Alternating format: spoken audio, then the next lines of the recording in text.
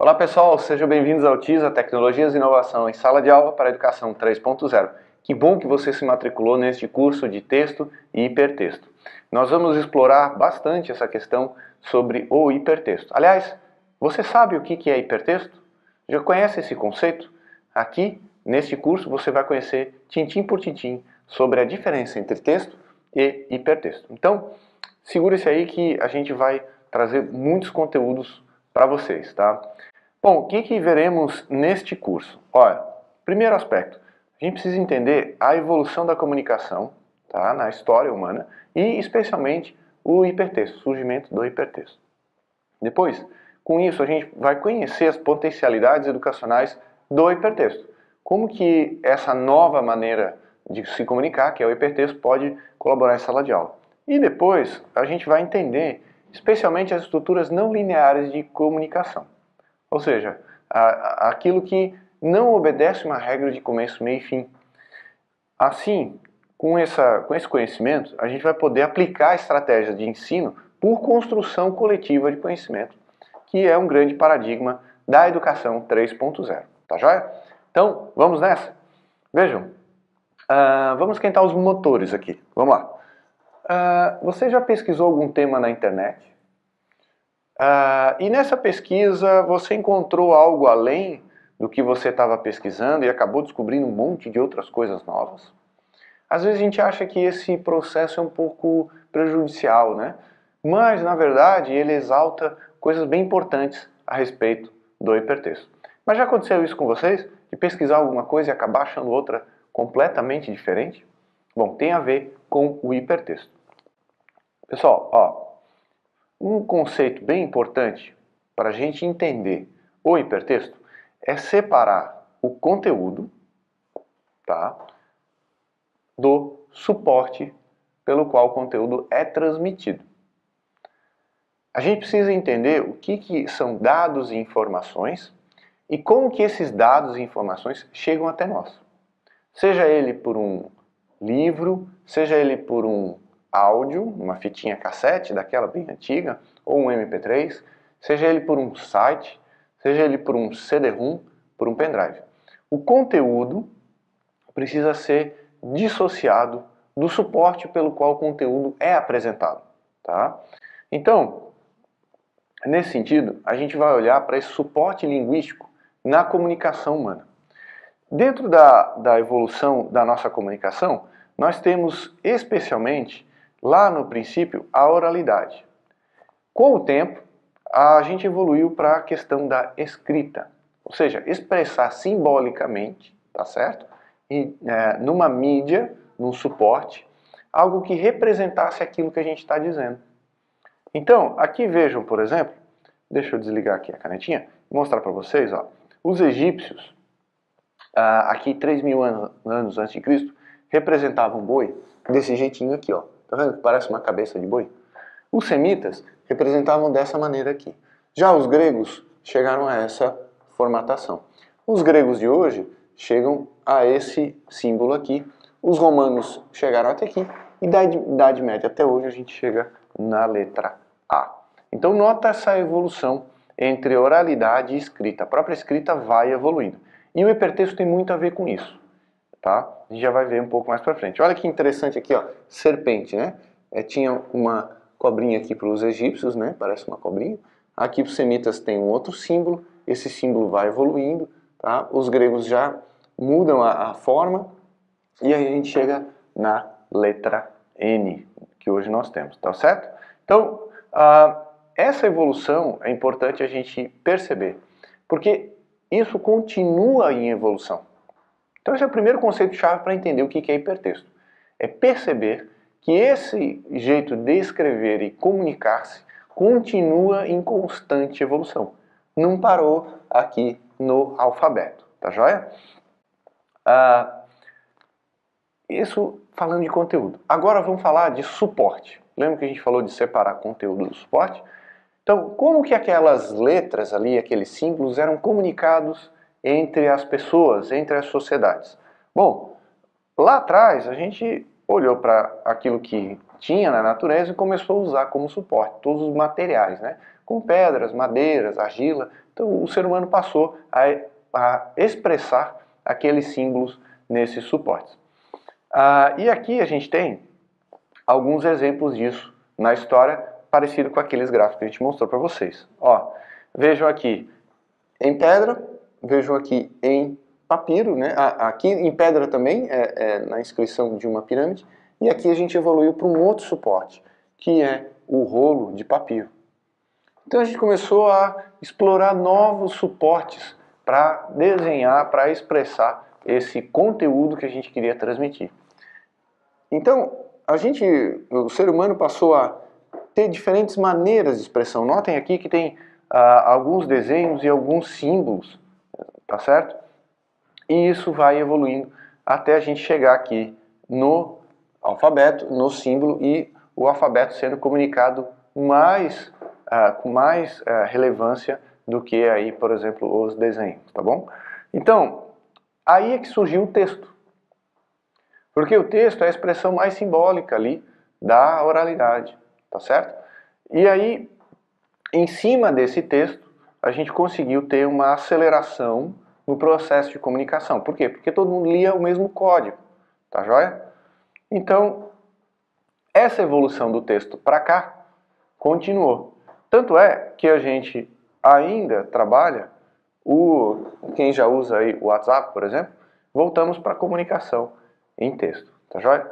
Então, o que acontece aqui de diferença com relação a suporte? Deixa eu voltar para cá. Quando a gente escreve na pedra, é fácil alterar depois que está escrito? É bem difícil, né? A não ser que você destrua a pedra, né? Aí acaba sendo fácil. Mas quando a gente escreve no WhatsApp, é fácil alterar? Quando a gente escreve, é bem fácil. A gente consegue voltar e deletar a mensagem. Então, o texto continua estabelecido. Mas o suporte onde o texto está colocado é dinâmico. Tá certo? E isso leva a gente para esse tópico aqui, ó. Olha só.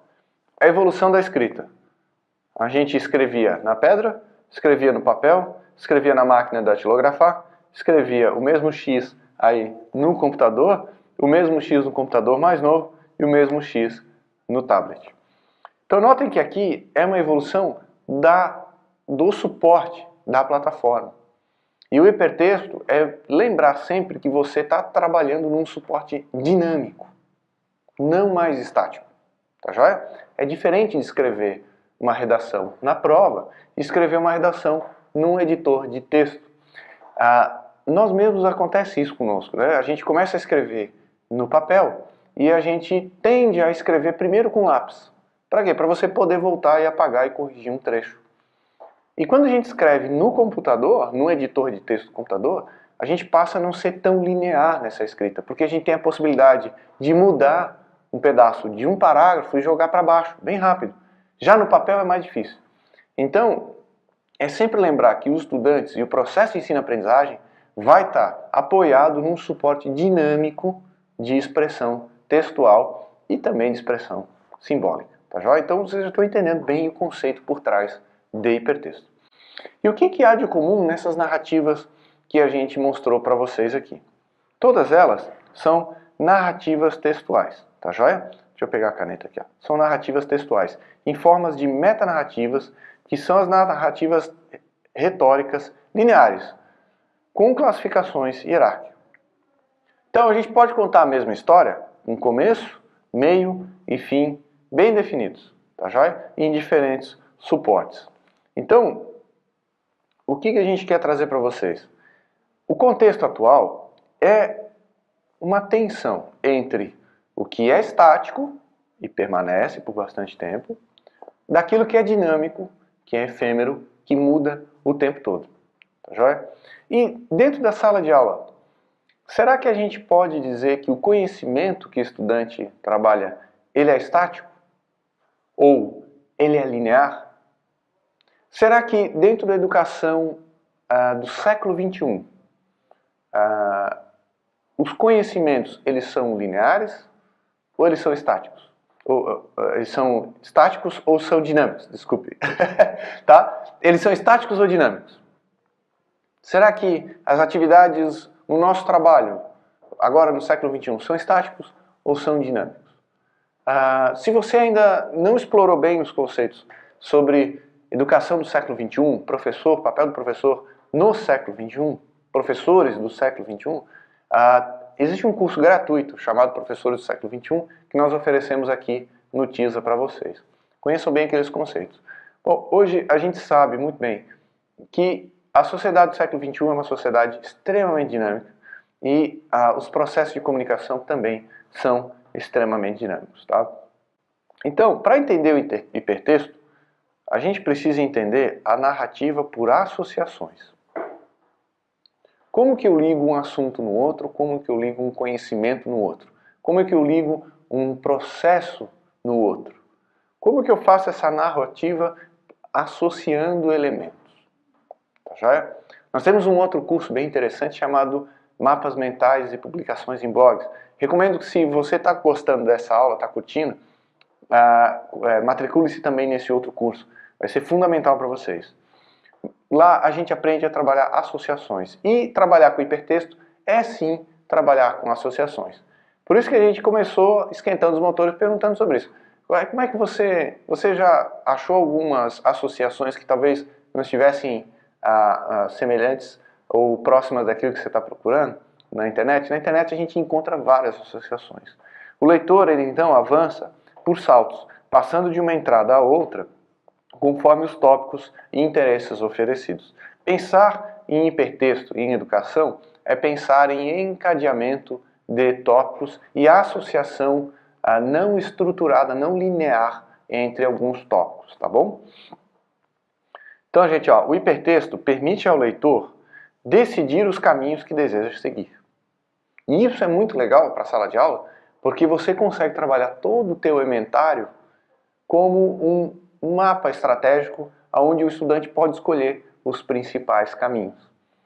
O hipertexto, portanto, ele é dinâmico, 100% interativo e totalmente heterogêneo. São coisas que, a rigor, não são muito parecidas entre si e que estão, aí, a rigor, desconectadas. Ou seja, sempre diferente em cada etapa. Todo hipertexto, ele pressupõe esses elementos aqui, dinâmico, interativo e heterogêneo. Tá certo? Então, a gente queria mostrar para vocês o seguinte. Aqui tem um exemplo de texto. Tá? E aqui está o texto, está linear. Só que, se vocês olharem bem, tem algumas palavras em azul. Essas palavras em azul representam os hipertextos. Então, se você, por exemplo, tem um texto aqui que está em azul escrito links. Se você clicar nesse links, né, você vai explorar o conceito do que é a palavra links dentro de um texto já fechado. Então, o hipertexto sempre abre essa possibilidade, tá? E a evolução do hipertexto, a evolução do nosso processo de comunicação, é que, além desse hipertexto te levar para um outro texto, ele pode te levar para um áudio, para um vídeo, para uma imagem e para um hipertexto.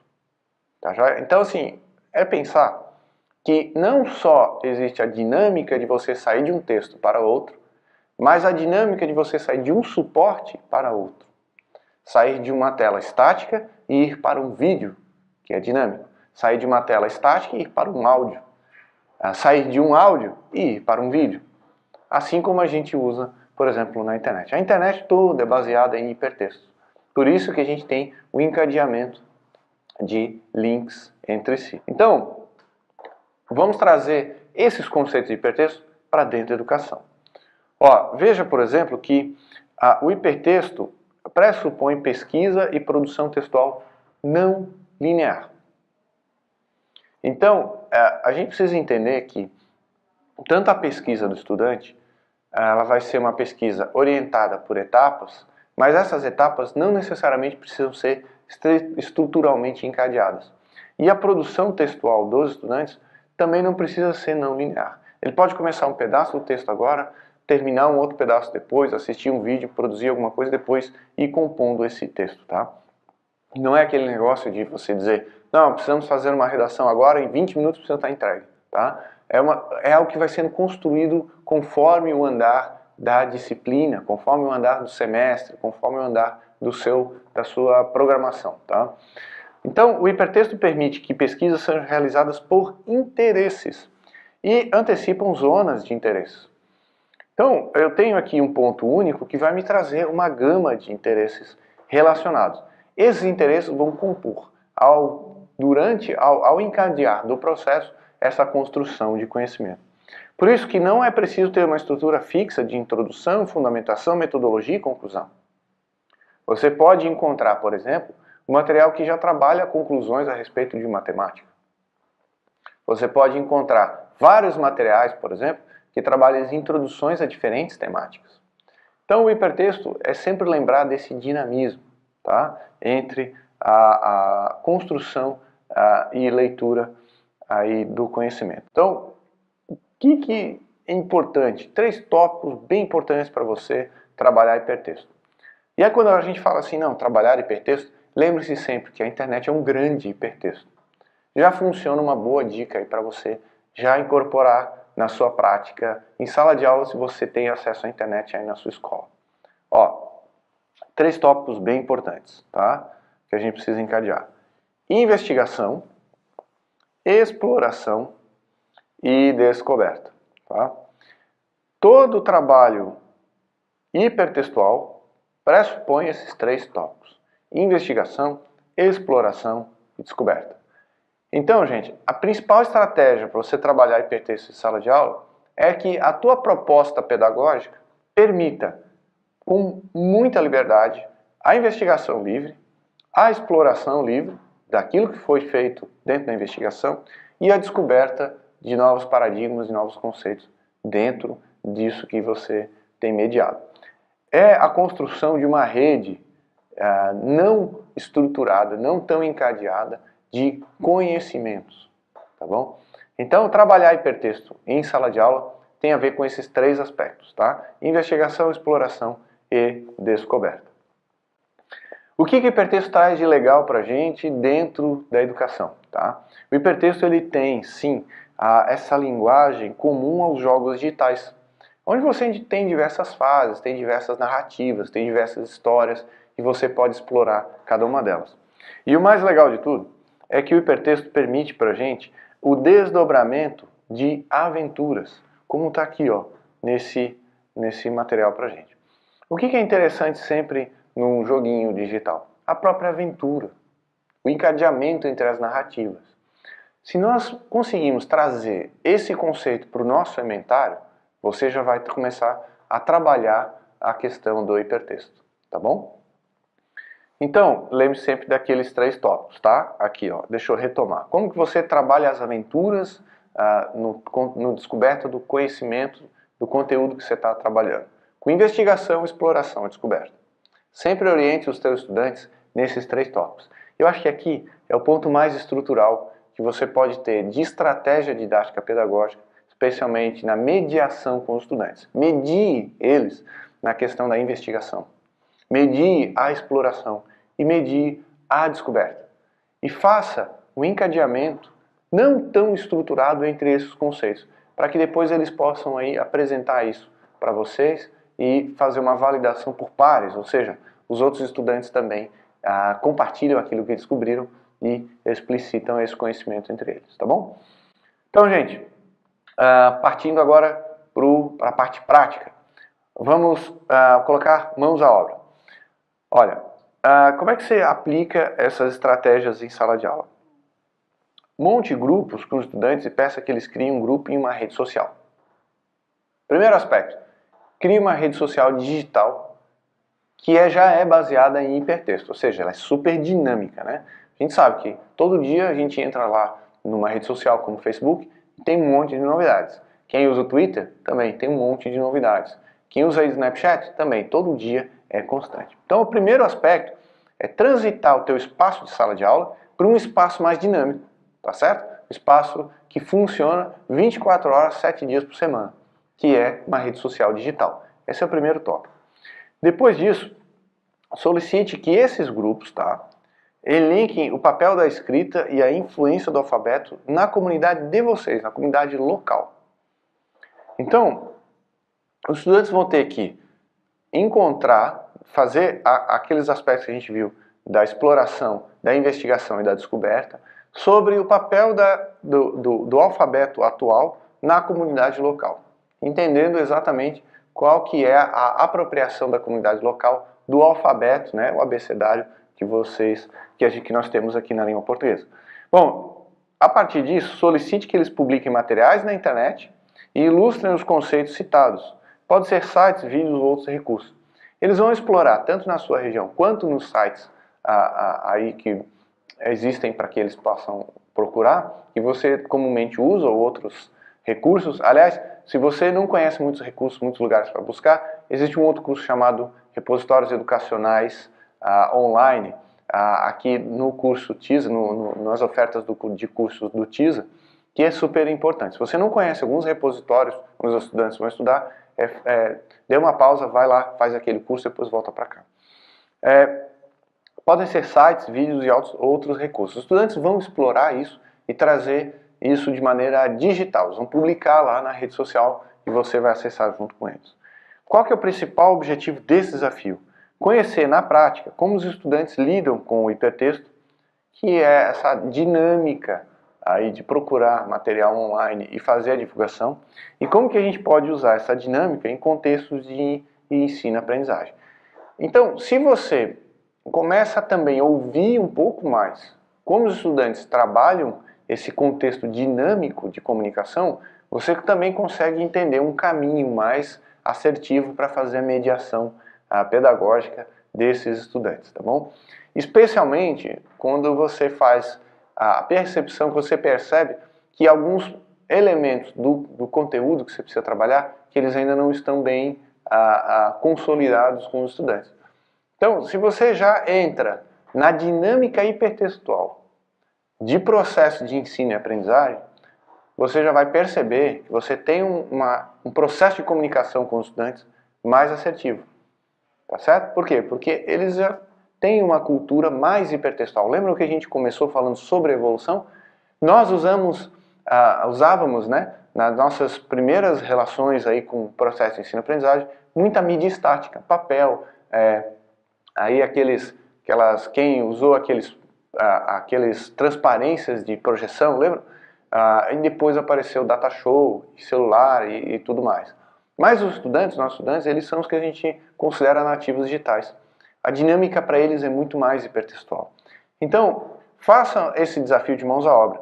Peça para que eles montem grupos, peça para que eles montem esses grupos nas redes sociais, solicite que eles investiguem o papel do alfabeto aí na internet e que ilustrem esses conceitos, essa influência desse alfabeto na escrita da comunidade local, em vídeos e sites e outros recursos que eles encontraram. Se eles não encontraram, peça para eles produzirem e mandarem para você. Você vai ver como os estudantes têm facilidade na comunicação hipertextual e como que isso é uma grande oportunidade para você já começar a trabalhar na próxima segunda-feira, no próximo dia que você for dar aula, tá bom? Então, gente, fazendo uma reflexão aqui das considerações chaves. Bom, vimos nesse curso que o hipertexto favorece uma forma não linear de aprendizagem.